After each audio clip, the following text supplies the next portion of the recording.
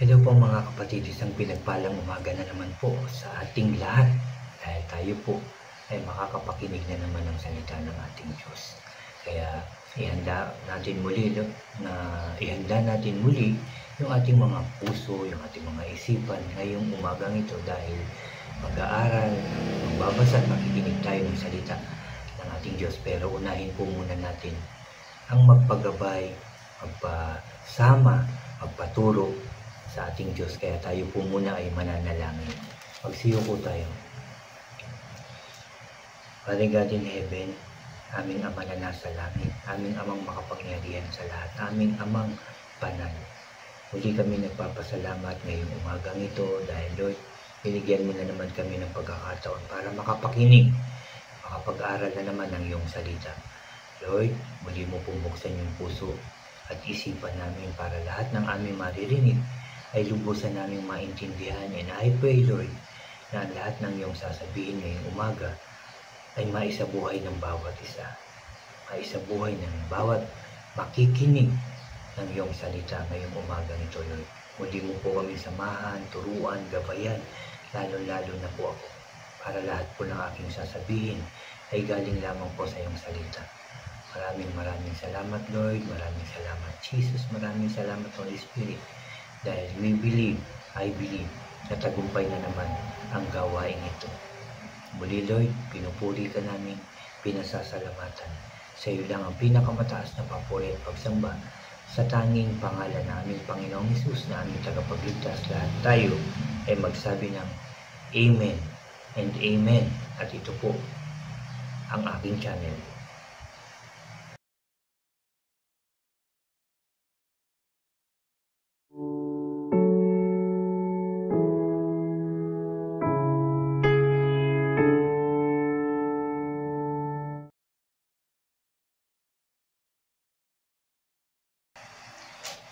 Hello po ulit mga kapatid. Bago po ako mag-start ng aking sharing ngayong umagang ito, anyayaan ko lang po yung mga bago dyan sa aking channel na huwag niyo pong kalimutan na mag-subscribe. Paki-like and share niyo po ang aking mga videos at paki-click po ang notification bell para lagi po kayong updated sa mga iba at bago ko pang i-upload. Salamat mga kapatid, salamat. Mga kapatid, muli po akong nandito sa Psalms o Salmo, pero nandito na po ako sa 102 ang aking isi-share ngayong umagang ito. At ito po ay may pamagat na hinaing ng may pinagdadaanan.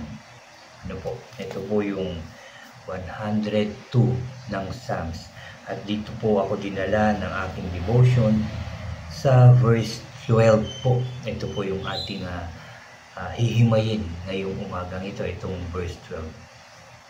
Dito sa chapter 102 verse 1 hanggang dun nga po sa 11 ay ito yung hinaing niya, yung kanyang mga pinagdadaanan, yung mga pagsubok na kanyang pinagdadaanan, marami. Sabi nga po sa verse 1, pakinggan mo ang prayer ko, Lord. Sana marinig mo itong hinaing ko. Verse 2, sabi dito, paghirap na hirap ako, wag mo akong pagtaguan. Sabi niya, pakinggan mo ako. Please, sumagot ka kaagad pag tumatawag ako sa iyo. Verse 3, itong buhay ko parang usok, nawawala na. Nasusunog ang mga buto ko, parang nagbabaga. Verse 4, para akong tuyong damo na tinapak-tapakan, ayokong kumain, wala akong gana sa sobrang lakas ng daing ko. Butot balat na ako, katawan ko, sabi niya. Para akong mailap na ibon sa desert, parang owl sa lugar na napabayaan na. Nakahiga ako pero di makatulog. Parang ibong nag-iisa sa bubong. Yung mga kaaway ko, buong araw akong iniinsulto. Yung mga nanlalait sa akin, nagmumura gamit ang pangalan ko. Yan yung hanggang verse 8. At sabi dito sa verse 9, imbis na tinapay, abo na ang kinakain ko. Umalo na ang luha sa iniinom ko. Dahil ito sa matinding galit mo, pinulot mo ako at saka itinapon. Ang verse 11, itong bahay ko pawala na, parang anino pag gumagabi, para akong damong natutuyo. No? Matindi ang kanyang pinagdadaanan. Matindi ang kanyang paghihirap. Lumuluhan na nga siya, hindi makakain, hindi makatulog. Ano po? Yan po yung kanyang nararamdaman. Dahil iniisip niya, no, sabi niya na pakinggan siya, parang sinasabi niya na hindi na siya nadidinig ng ating Diyos. Kuminsan ganyan din yung nararanasan natin. Kuminsan ganyan din yung pakiramdam natin. Pray tayo ng pray, pero parang hindi tayo pinapakinggan ng ating Diyos. Parang nakalimutan na tayo ng Diyos, parang nasasabi natin na pinabayaan na tayo ng Diyos. Alam niyo mga kapatid, dahil sa patuloy na paggawa ng kasalanan, talagang nararanasan natin ito. Mararamdaman natin yung sakit, minsan yung hirap, yung kalungkutan, yung kakulangan sa ating buhay. Marami tayong mararanasan dahil ito sa ating pagkukulang, pagkakamali sa ating Diyos. At syempre, masasabi ko rin personally na ito'y dahil na rin sa ating mga ginagawa din, sa ating mga iniisip, sa ating mga plano, sa ating mga balak, na po, na hindi maganda. Kaya dumaranas po tayo ng mga, sabihin na natin, mga nakakalungkot na bagay. Talagang mapapaisip ka, mapapatulala ka. Masasabi natin sa ating sarili, ano na ba yung gagawin ko? Paano na? Ano na ba ang paraan? Ganyan po yung mga naiisip natin. Pag nag-pray tayo, kagaya ng aking binasa dito sa Psalms 102, parang pinabayaan na ba ako ni Lord? Naririnig pa ba niya kaya ang aking dasal, yung aking panalangin? Pwede pa ba talaga akong lumapit kay God?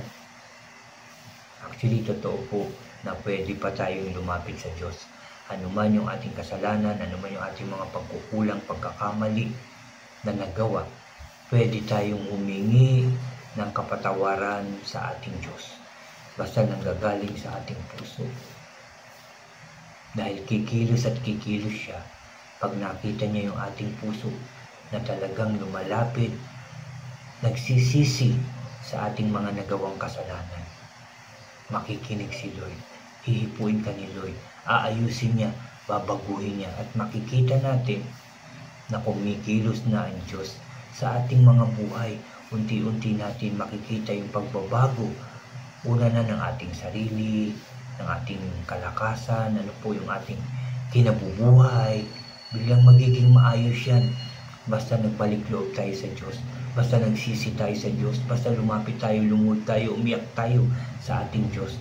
Kikilos at kikilos ang Diyos sa ating mga buhay, mga kapatid. Dahil mapagmahal ang Diyos, mapagpatawad, mapagbiyaya ang ating Diyos, mga kapatid. Yan sana o yan nawa ang dapat nating iniisip. Na pag nakagawa tayo ng pagkakamali o nakapag-isip na hindi maganda, sorry, humingi kagad tayo ng tawad kay Lord, at huwag na natin itong muling gagawin pa.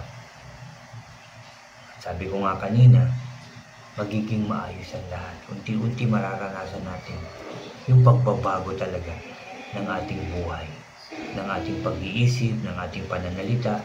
Lahat yan ay mababago dahil yan sa kabutihan at pagmamahal ng ating Diyos sa ating lahat.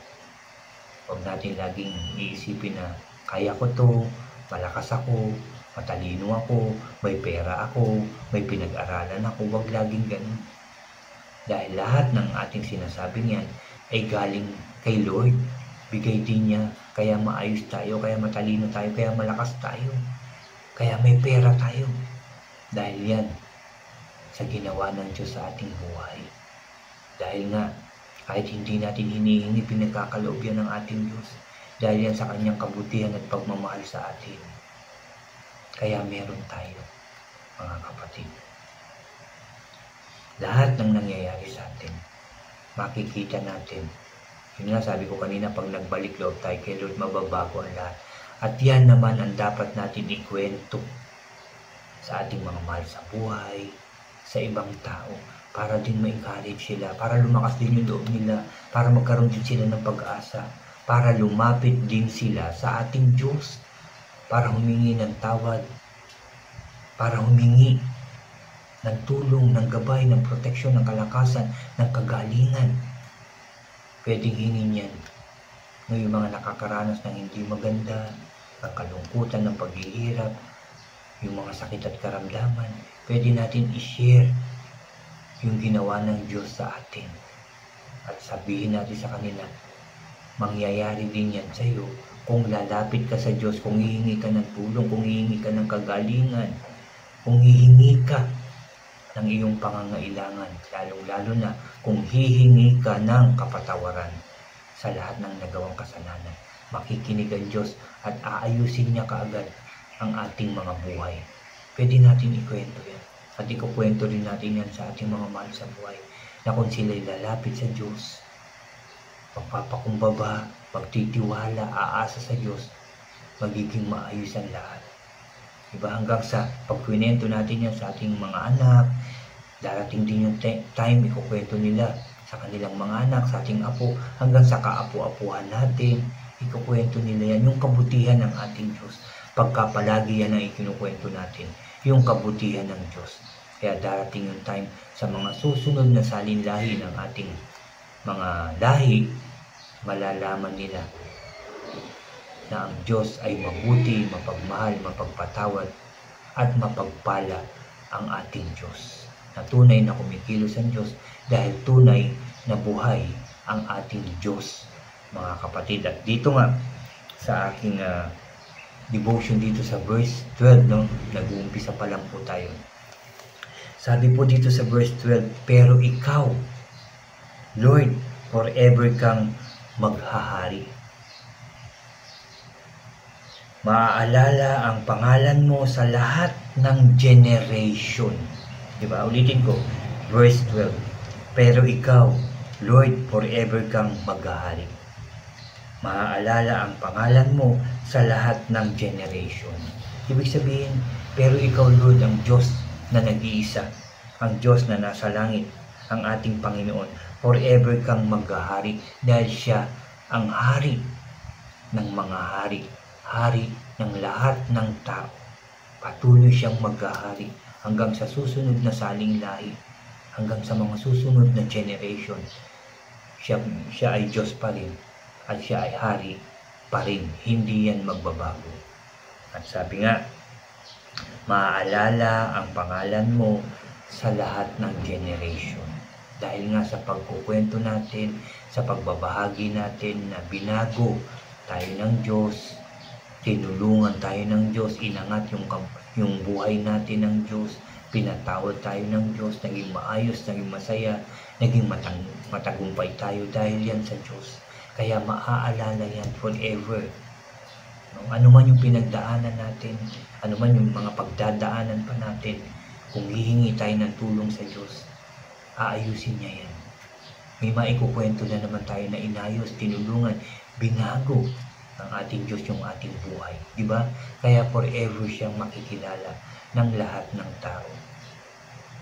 Maraming magkukwento niyan dahil maraming binago na ang buhay sa pamamagitan ng ating Diyos, sa pamamagitan ng ating Panginoong Hesus. Kaya nabago ang lahat, nabago ang buhay, nabago ang pamilya, naging maayos, di ba po? Lahat mababago dahil yan sa ating Diyos na makapangyarihan sa lahat. Kaya kung anuman yung sitwasyon ng buhay mo ngayon, anuman yung iyong pinagdadaanan, lapit ka kay Lord. Makikinig siya. Ibigay mo lahat. Pagpakumbaba ka, lumuhod ka. Kung kinakailangan, umiyak ka sa Diyos. Sabihin mo lahat. Ihingi mo ng tawad. Sigurado papakinggan ka ni Lord.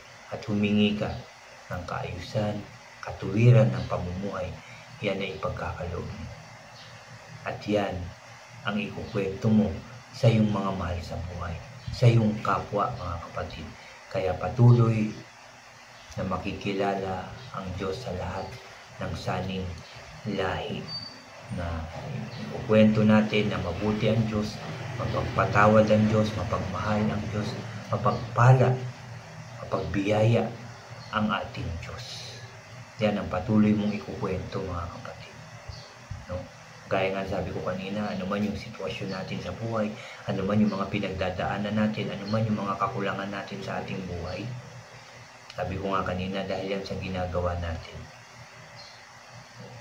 Dahil may ganyang pangyayari sa ating buhay, dahil may pagsubok na nangyayari sa ating buhay, tinutuwid tayo ng Diyos.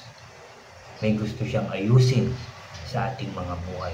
At pag pinayagan natin, hinayaan natin na kumilos ang Diyos, na baguhin, na ituwid tayo ng Diyos, mararanasan natin naman ang kanyang pagmamahal, ang kanyang kabutihan, mararanasan natin. Dahil binigay na natin, sinuko natin kay God, sinurrender natin ang lahat. Kaya kikilos naman siya sa ating buhay. Yan naman ang isasalaysay mo ulit. Yan naman ang ikukwento mo. Yung pagbabagong ginawa ng Diyos sa atin, na kahit matigas yung ulo natin, nagkulang tayo, nagkamali tayo, nakapanakit tayo, no?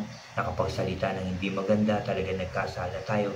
Pero dahil tayo nagsisi, lumapit sa Diyos at nagbalik loob sa Diyos at hinayaan na siya'y kumilos sa ating buhay para ituwid tayo. Ang susunod naman na ikukwento mo, yung kabutihan naman ng Diyos, yung pagmamahal naman ng Diyos, yung ginawang magaganda naman ng Diyos. Dahil wala namang ginagawang mali, pangit ang Diyos sa atin kahit na may pagtutuwid. Dahil gusto nga niya maging maayos ang buhay natin. Hindi niya ginagawa yun para masira yung buhay natin, para magkasala na naman tayo. No, gusto ni Lord na ituwid tayong lahat, maging maayos, masagana, tagumpay ang ating buhay. Kaya merong pagtutuwid na ginagawa ang ating Diyos sa atin. Huwag mo isipin na pinaparusahan ako ng Diyos dahil sa kasalanan ko. Yes, makasalanan tayo, marami tayong pagkakamali, pero tinutuwid tayo ng Diyos.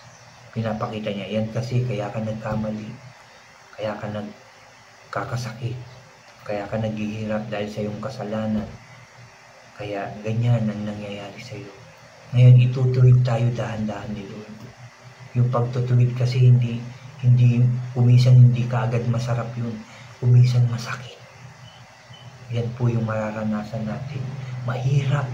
Yan yung pagtutuwid ni Lord. Pero pag hinayaan natin na magpatuloy yung pagtutuwid ng Diyos sa atin, unti-unti mararanasan natin, yes Lord, ang buti mo.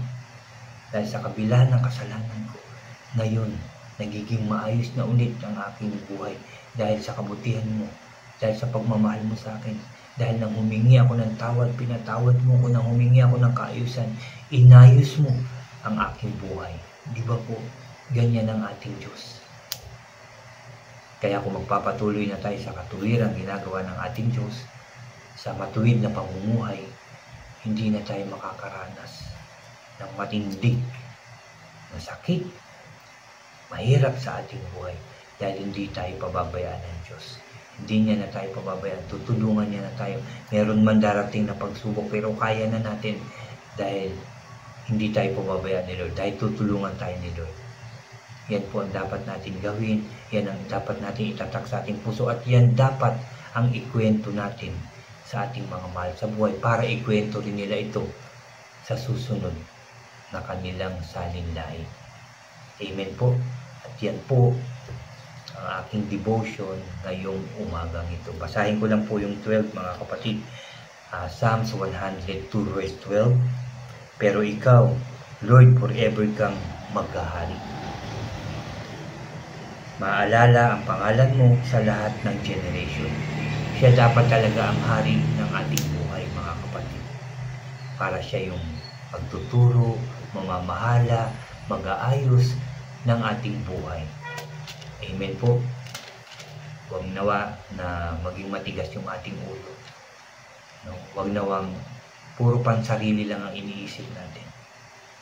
Hayaan natin ang Diyos ang kumilos naman sa ating buhay, sa ating pamilya, sa ating mundo. Salamat sa salita ng ating Diyos na ating napag-aralan ngayon. Napakinggan na naman natin ang gustong sabihin ng Diyos sa atin. Nahayaan natin siya maghari sa ating buhay at maghari sa buhay ng ating mga mahal sa buhay, anak, apo, apo sa tuhod at sa mga susunod pang saninlahi. Ulitin ko lang, salamat sa salita ng ating Diyos na ating napakinggan na naman ngayong umagang ito. Talagang napakabuti ng Diyos sa atin. Talagang mapagmahal. Grabe ang pagmamahal ng Diyos sa ating lahat. Mga kapatid, muli na naman tayong mananalangin. Ipagpapasalamat na naman natin ang umagang ito na tayo'y kinausap ng Diyos. Kaya mananalangin tayo, tayo naman ang kakausap sa Diyos. Magpasalamat tayo at humingi ng gusto niyong hingin. Magsiyuko tayo. Aming Diyos na makapangyarihan sa lahat, muli ka namin pinupuri, pinasasalamatan, sinasamba ka namin. Ama, maraming salamat na naman ngayong umagang ito dahil sa iyong salita na aming napakinggan. Ito tinuturuan mo na naman kami, Lord God, na maging matibay, maging malakas, tumayo, be still, O God, dahil nariyan ka para kami ay tulungan, para kami ituwid, O God. Lord, maraming salamat dahil sa kabila ng napakarami naming kasalanan. Pero pagka kami humingi ng tawad, kami po ay yung pinapatawad. Kapag humingi kami ng pangangailangan namin, kaagad mo po itong binibigay. Napakabuti mo po, O Diyos. Napakabuti mo po sa mga taong naniniwala, nagtitiwala at umaasa sa iyo ng buong puso at kaluluwa, O God. Lord, maraming salamat. Maraming salamat, Jesus. Maraming salamat, Holy Spirit. Salamat sa katagumpayan ng aming gawain ito, Lord God. Muli mo kami sinamahan. Salamat po. Salamat po. Lord, I pray lahat kami, Lord, maging matuwid na at magpatuwid kami sa iyo, O God. Kasama ng aming mga mahal sa buhay. Ang aming kapwa, Lord God, ang lahat ng tao. I pray ituwid mo rin sila, Lord God. Upang sa ganun mas maging maayos na, masaya, masagana, payapa, tagumpay ang aming mga buhay. In Jesus' name. Salamat po, Lord. Salamat, Jesus. Salamat, Holy Spirit. Lord God, I speak blessings sa lahat ng tao. Lalo na yung mga taong walang kakayanang magtrabaho, solo sa buhay, Lord God. I pray na pagpalain mo po sila. I pray na lahat ng may sakit at karamdaman, pagalingin mo po sa pangalan ng Panginoong Hesus. Tulungan mo po ang mga taong lumalapit sa iyo, Lord God. Pakinggan mo po ang kanilang panalangin at tugunin ang kanilang kahilingan sa iyo, Lord God. Ang lahat ng hinihingi, Lord God, I pray sa pangalan ng Panginoong Hesus ay pagkaloob mo po, Lord God. In Jesus' name. At ang lahat ng taong lumapit sa iyo, magbalik loob sa iyo, Lord. Magtiwala, umasa sa iyo, sumampalataya sa iyo, at magmahal sa iyo ng buong puso at kaluluwa. Sa pangalan ng Panginoong Hesus. Salamat po muli, Lord God, for all the blessings, guidance, and protection na pinagkakaloob mo sa amin lahat. Salamat po, Lord God. Salamat, Jesus. Salamat, Holy Spirit. Lord, I pray na mag-multiply kami. Marami pang makinig ng iyong salita, O Diyos. Marami pang magbasa ng iyong salita, Lord God. At lahat ay isa buhay ang iyong salita, Lord. Maraming salamat, Lord. Maraming salamat, Jesus. Maraming salamat, Holy Spirit. Salamat po sa katagumpayan ng aming gawain ito. Salamat po, Lord God, hanggang sa susunod po ulit ng aming pagsasama-sama para makinig ng iyong sasabihin. Thank you, Father God. Thank you, Jesus. Thank you, Holy Spirit. Lord, pinupuri ka namin, pinasasalamatan sa iyo lang ang pinakamataas na papuri at pagsamba sa tanging pangalan na aming Panginoong Hesus, na aming tagapagligtas. Lahat tayo ay magsabi ng Amen, Amen, and Amen po. Amen, Amen. Amen po, Amen. Salamat sa ating Diyos. Narinig niya ang ating panalangin. Kaya tanggapin niyo ang inyong mga hiningi ay pagkakaloob sa inyo ng ating Diyos. God bless po sa inyo lahat. At God bless po sa ating lahat.